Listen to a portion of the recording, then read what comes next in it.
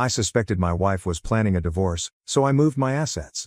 2 weeks later, she filed, then backtracked when her plan backfired. Hello everyone, before we start today's video, I need your help. We've noticed that the channel is losing traction, and subscribing is one of the best ways you can help us. It's quick, free, and allows us to continue bringing you great content. Your support means everything. Let's keep this channel growing together.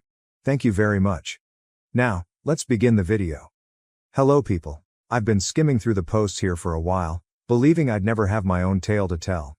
However, life has a way of shocking you, and I've been lugging this about for months. I need to let it out. Let me be clear, I've never been the sort to jump to conclusions or assume the worst. My wife, let's call her M, and I have been together for 6 years and married for 4. Things were solid, or so I thought. We experienced the typical ups and downs, but nothing that made me think, oh, there's a problem here. In reality, throughout the majority of our relationship, we were that couple, completely committed colleagues. We laughed at stupid inside jokes, argued for hours about which movie to watch, and had a cadence that just worked. She'd organize elaborate date nights, and I'd treat her to her favorite takeout after a long day. It felt effortless. As if we had figured out the whole love thing. That is why what occurred next struck me like a ton of bricks. The shift around 6 months ago, things began to alter. At first, it was minor details. Things you'd likely miss if you weren't paying attention. She began carrying her phone everywhere, even when she was only going to the kitchen or folding clothes.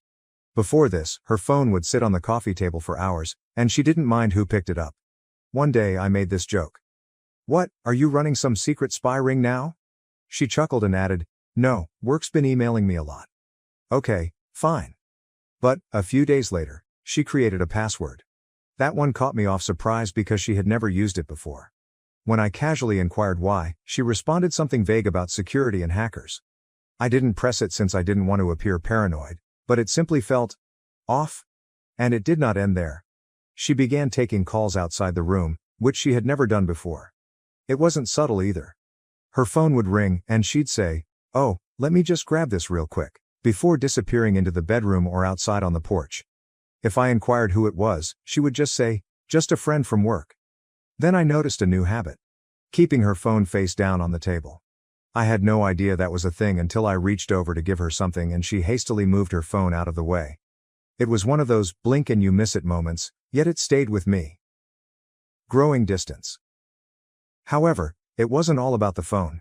She started to feel distant. Conversations that used to flow easily now felt like pulling teeth. If I brought up future plans, such as where should we go for our anniversary? Or, do you think we should start saving for a new car?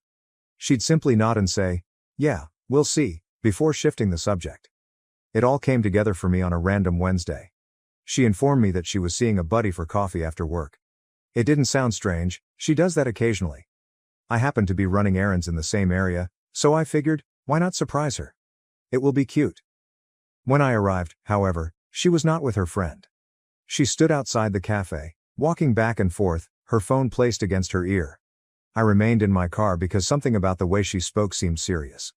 I didn't intend to eavesdrop, but I overheard phrases like, "It's almost ready," and "starting fresh soon." My stomach sank. I couldn't figure out what she was saying, but it didn't sound like job or friend conflict. It sounded grander, like something she had planned. When she returned home, I asked her how her coffee date went, attempting to maintain a casual tone. She told me a complete narrative about her pal complaining about her boyfriend. It was such an unexpected comment that I just gazed at her for a second. "What do you mean?" I inquired. She shrugged. "I just think we should have everything in one place. You know, like all our account info, passwords, documents, that kind of thing, just in case of emergency." I wasn't sure what to say. This was something we'd never discussed before, and the timing seemed strange given everything else I'd noticed. "What kind of emergencies?" I inquired, attempting to keep my tone casual. She shrugged again. "It's just smart, isn't it? What if something happens to one of us? Or what if we need to make a big financial decision quickly?" Her argument made sense on the surface, but something about the way she expressed it made me nervous.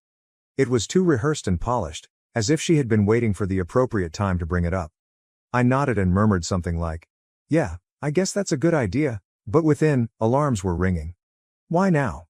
Why are we suddenly concerned about arranging our finances when we've always kept them separate and loose? That night, my mind kept reliving her words, attempting to figure out what it meant. Was this just typical adult behavior, and was I reading too much into it? But then I remembered the phone calls, the talk I overheard in the cafe, and how distant she'd been recently. It all began to mount up, and I did not like the image it was painting. Until then, I had done nothing about it. A few days later, she mentioned it again. We were in the kitchen. I was making a sandwich, and she was looking through her phone, when she remarked, "Have you thought more about organizing the bank stuff? Like, do you know where all the account details are?" I lowered the knife and turned to face her. "Okay, what's going on?" I inquired, attempting to keep my tone light but firm. "You've been bringing up the finances a lot lately. Is there something we need to talk about?" She finally looked up from her phone, astonished that I had pressed her on it. "No, nothing's wrong," she responded hastily, making me giggle. "I just think it's important, that's all, for emergencies." "Emergencies? Like what?" She shrugged, her expression unreadable. "I don't know. Just life stuff. It's not a big deal. I promise, I just think it's something we should get on top of." Her response seemed ambiguous. Too vague. I nodded and let it go, but the way she avoided providing a direct answer made me even more suspicious. It didn't seem like a casual suggestion anymore. It felt like she was concealing something, but I had no idea what it was. So, the next day, while she was at work, I decided to look into our finances. I opened our joint account online and discovered something unexpected. Over the last month, a few tiny moves had taken place. Nothing large, but small quantities that did not appear to have a clear purpose. They were not designated for bills, groceries, or anything similar. I didn't want to jump to conclusions, but it appeared that she had been withdrawing money from the account for some reason, which I couldn't figure out. I considered addressing her, but something told me to wait. If I was wrong, I'd look ridiculous. And if I was correct, I had to be careful. It was eating at me, so I contacted someone I trusted, an old college friend who also happens to be a lawyer. I told him what I'd discovered while trying not to sound like a conspiracy theorist. "Look," he remarked after I'd explained everything. "I'm not saying something is absolutely going on, but you're not insane for wanting to be ready. If you're concerned about protecting your assets, now is the moment to do so. Better safe than sorry." He walked me through what I could do, simple procedures to ensure my finances were protected if something happened. I'll admit that taking such drastic action felt out of the ordinary. It felt like I was preparing for something dreadful even though I wasn't sure what was wrong. But the more I considered it, the more it made sense. If she was really up to something, and I was beginning to suspect she was, I needed to defend myself. It was not an easy decision to make, however. This wasn't just about money or assets. It was about the life we had created together. I kept repeating images in my head, our wedding day, the late-night conversations about our dreams, and the weird little jokes we shared. How did we arrive here? Is this what our marriage had come to? The prospect of taking these measures felt like conceding defeat, as if I was officially abandoning the trust we previously shared. That evening, while she was out, I sat at my desk and took out my laptop. My hand shook as I opened the computer and began browsing through everything: bank accounts, investment accounts, and the property deed. Each paper I studied felt like a betrayal, but a persistent voice in my head reminded me that this was about survival, not sabotage. I didn't mean to hurt her. I couldn't get rid of the idea that if I didn't act now, I'd regret it later. I compiled a list of everything I could transfer and how to do it without raising suspicion. As I typed, I felt a crushing weight settle against my chest. I had entirely trusted her for years, and now here I was, playing defense against the person I thought would always have my back. Then I called my mother and explained why I needed her help, but not in detail. "I need you to hold on to some things for me for a while. It's nothing bad, just something I need to do to protect myself, just in case." She was silent for a minute, likely trying to figure out what I wasn't saying. "Are you okay?" Her voice was filled with anxiety. "Yeah," I lied. "It's just a precaution. Nothing to worry about." She didn't press me, but I could hear the pause in her voice when she responded. "Of course, sweetheart. Whatever you need." I hung up the phone with an odd mix of relief and shame.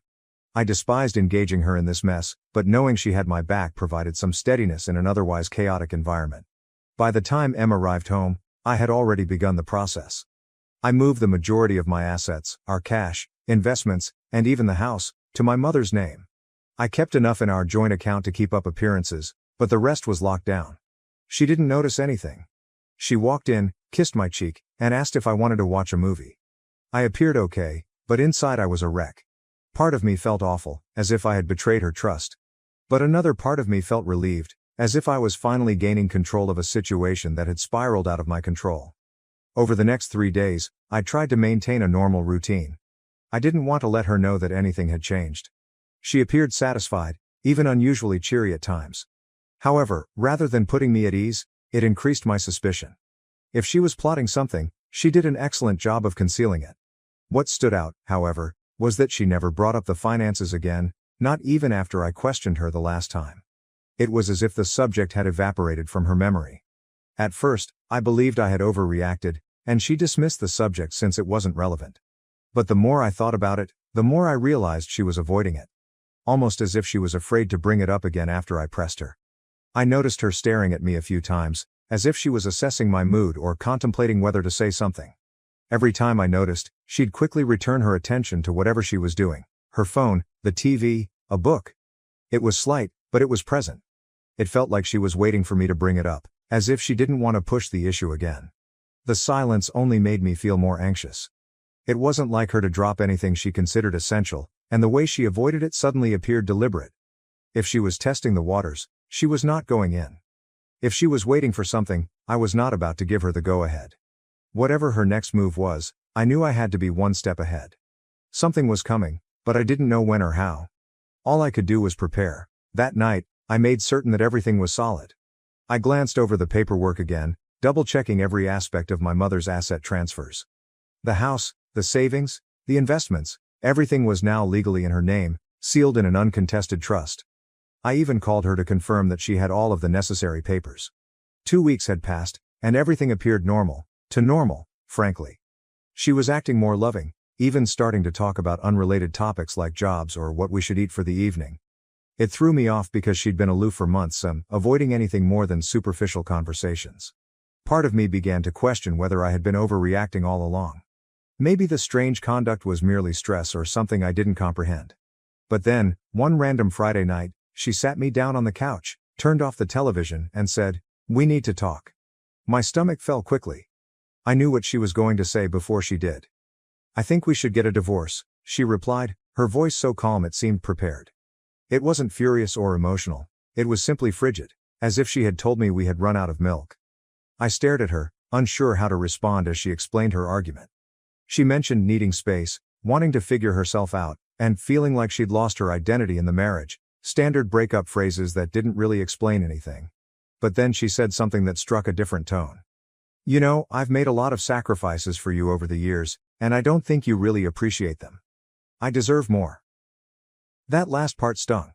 It wasn't just that she wanted out, it was that she framed it as if I owed her something, that everything was my fault, and she was simply claiming what was properly hers. As I sat there, trying to understand what she was saying, a new question arose. Why now? Then she said something that made everything start to make sense.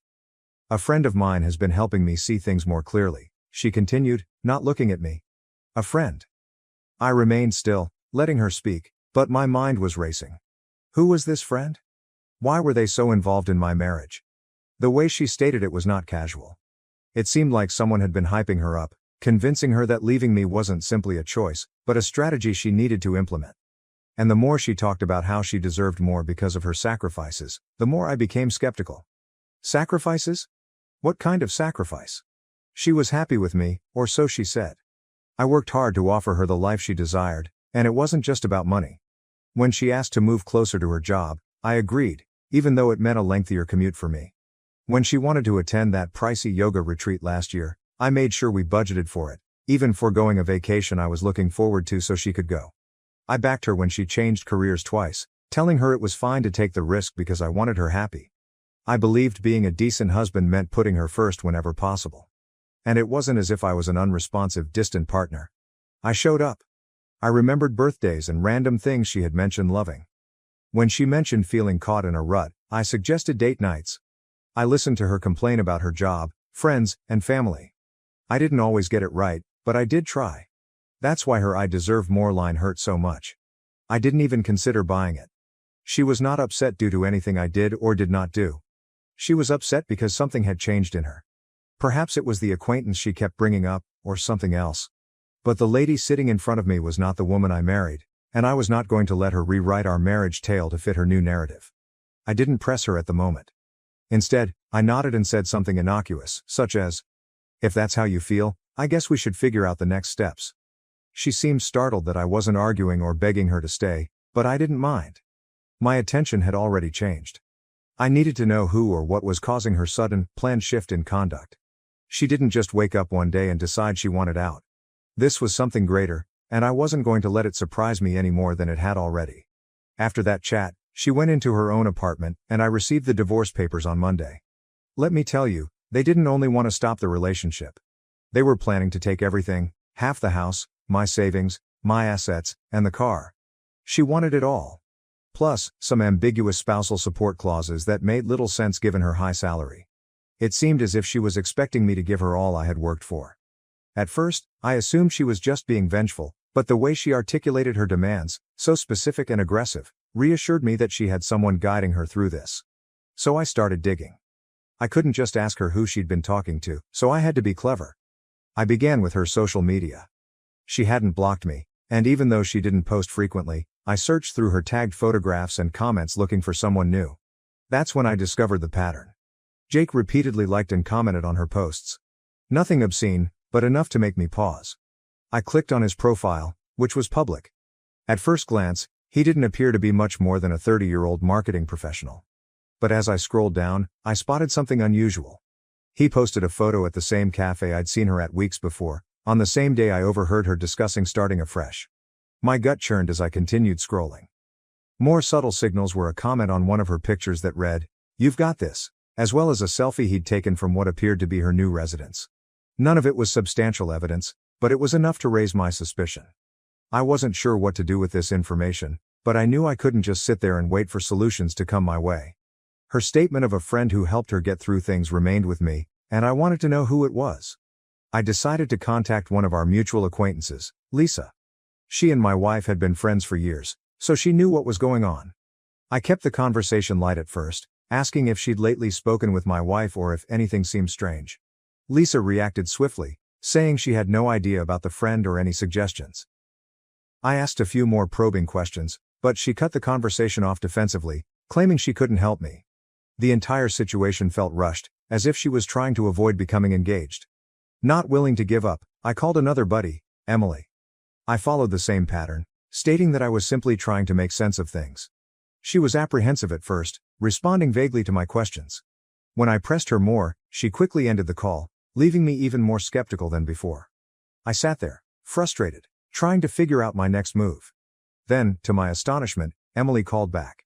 She told me she needed to make sure what she said didn't come back to her. I assured it wouldn't, and after a long pause, she revealed what she knew. Apparently, my wife had been spending a lot of time with someone named Jake, whom she had met at work. Emily claimed she didn't know much else, but from what she'd heard, Jake was very active in the divorce advice my wife was receiving. Hearing that name felt like a puzzle piece fitting into place. It was evident that this was more than just her need for space or to find herself. Someone else was in the picture, directing her decisions, and I was eager to discover why. I chose to confront it in my own manner. That Saturday, I headed to her apartment building and parked a block away, trying to confirm what I already suspected. A few hours later, she and Jake stepped out of the building. They did not hold hands or anything, but the way they walked together, close, leaning in to talk, was plenty. They got into his car and drove away, leaving me sitting there, staring at the spot where they had been. I did not follow them. I did not need to. At that point, it was evident she hadn't simply stopped loving me. She'd been preparing to go with someone else, and now everything made sense. The unexpected distancing, the money questions, the forceful demands, and the divorce papers. She wasn't simply abandoning me, she was leaving me with nothing, and she was accompanied by someone at all times. I went home that night, my head racing with everything I'd learned. The betrayal burned, but what hurt the most was how premeditated everything was. She was using the divorce as a stepping stone to whatever life she was creating with Jake. But she had no idea what I had planned for her. The first mediation session felt strained from the time we stepped in. Her lawyer arrived with a binder so thick that it appeared they were bringing a case against a Fortune 500 firm. He began listing her demands as if they were entirely reasonable: half the house, the money, my assets, the car, and even some gibberish about spousal support. I remained silent, seeming to listen, but I was waiting for my attorney to make his move. When it was finally our turn, he handed a stack of paperwork across the table and said, "Before we proceed, I think it's important for everyone to review these. Her lawyer took the papers and skimmed through them. His confident posture changed fast as he flipped through the pages, his brow furrowing harder with each one. "What is this?" he inquired, gazing at my lawyer. "These documents show the transfer of all major assets into a trust under my client's mother's name," my lawyer said calmly. "The transfers were completed several weeks before the divorce filing, and the trust is fully legal and irrevocable." The room became utterly silent. Her lawyer looked at her, confused and frustrated. "You didn't mention this," he stated flatly. She snatched the papers from his hands and flipped through them, her face flushing. "This can't be real," she said, staring at the notarized signatures and dates. Then she turned to me, her countenance changing from incredulity to rage. "You planned this?" she muttered, gazing at me as if I'd committed a heinous crime. "You knew I was going to file, and you set this up to screw me over." I did not respond. I just sat there and let her connect the dots on her own. Her lawyer, apparently agitated, requested my counsel to elaborate. So he did, slowly, deliberately, and with every piece of evidence necessary to make the transfers irrefutable. The dates aligned exactly, indicating that I had transferred everything well before she filed. The signatures were duly notarized, and the confidence was solid. There was nothing they could do to challenge it. She was furious. "You're unbelievable," she said, leaning forward in her chair. "I can't believe you'd do something like this to me." I still did not say anything. What was there to say? This was not about me doing anything to her. This was to defend myself because she had made it apparent she was not going quietly. The conference finished with her lawyer saying something about needing to rethink their strategy, but everyone in the room knew they had no further moves to make. When we walked out of the building, she took me aside in the hallway, her expression a mix of rage and desperation. "This isn't over," she added, her tone low. "You're going to regret this." I just looked at her and said, "I already regret trusting you. That's the only regret I have." Things escalated faster than I had anticipated following the mediation session. She went into complete meltdown mode almost instantly. It began with the calls, endless calls. At first, she appeared calm, even remorseful, leaving voicemails that began, "I think we just need to talk," or "I know this got messy, but we can fix it." When I did not answer, the tone changed. By the second day, her messages alternated between sobbing and screaming. One voicemail would be her lamenting about making a mistake and not wanting to lose what we had created together. Then she'd launch into a furious tirade accusing me of being stingy and cruel, blaming me for everything that was wrong in her life. I ignored it all. My lawyer told me not to engage, and I honestly did not want to. I was finished playing her games, but she was not. When the calls and texts did not work, she began telling stories. Mutual friends informed me that she had been telling people that the divorce was a hoax, and that it was all part of a larger farce. A prank? I mean, who would believe that? The flaws in her story quickly became apparent. Friends began to ask questions like, if it was a prank, why did you file actual legal paperwork? Or, why hire a lawyer and make such specific demands if it wasn't serious? When others didn't instantly accept the hoax justification, she doubled down. She said it was not a joke, but rather a test of our relationship's strength. She began casting herself as the victim, claiming that my reaction had hurt and betrayed her, that I had gone too far and broken our marriage's trust. At first, some individuals seemed to believe her stories. I'd get strange emails or comments from acquaintances like, "Wow, I didn't realize things were so rough for her." Even her brother lashed out, saying, "You should have just talked it out instead of being so drastic." It was annoying, but I knew the truth would eventually come out. And it did, due to a common buddy. Let us call him Matt. Matt and I were not particularly close, but we had always been nice. A few weeks after the mediation, he messaged me unexpectedly, stating he had something I needed to see. When we met, he brought out his phone and showed me a series of text messages between her and Jake. I was confused at first. "How did you even get these?" I inquired, scanning through the messages. Matt revealed that he and Jake shared a mutual buddy, who had heard their talks. Apparently, this common acquaintance had grown concerned about the way things were going, especially when Jake began gloating about how he was assisting her in securing her future.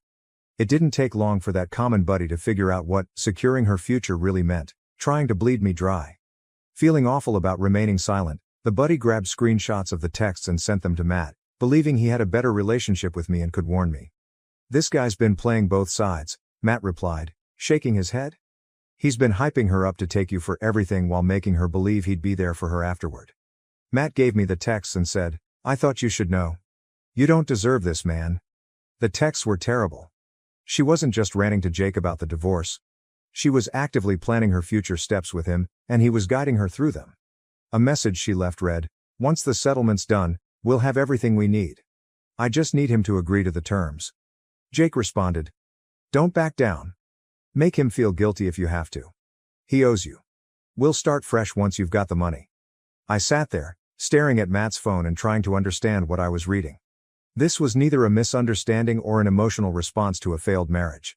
This was a cold, deliberate manipulation. I thanked Matt and he left, but my thoughts were racing. Everything made sense now: her abrupt isolation, her fixation with our finances, and her harsh demands throughout the divorce. It was all part of a plan, one she had been developing with Jake behind the scenes. The text soon circulated among our mutual friends. Matt shared them with a few friends, and they quickly spread. Her story suddenly ceased to be credible.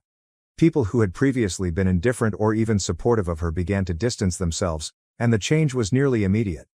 People who had previously defended her or remained neutral suddenly recognized her for who she truly was.